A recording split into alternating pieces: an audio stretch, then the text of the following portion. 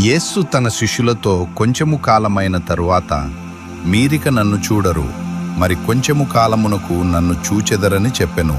కాబట్టి ఆయన శిష్యులలో కొందరు కొంచెము కాలమైన తరువాత నన్ను చూడరు, మరి కొంచెము కాలమునకు నన్ను చూచెదరు, నేను తండ్రి యొద్దకు వెళ్ళుచున్నాననియు ఆయన మనతో చెప్పుచున్న మాట ఏమిటని ఒకనితో ఒకరు చెప్పుకొనిరి. ప్రియమైన దేవుని జనాంగమా, ఈరోజు మీరు అనుభవిస్తున్న బాధ ఇది శాశ్వతం కాదు. యేసు చెప్పాడు, కొంచెం కాలమే. లోకం బాధిస్తుంది, మన హృదయం గాయపడుతుంది, కానీ ఇది తాత్కాలికం. కొంచెం కాలం తర్వాత మన ప్రభువు వస్తాడు.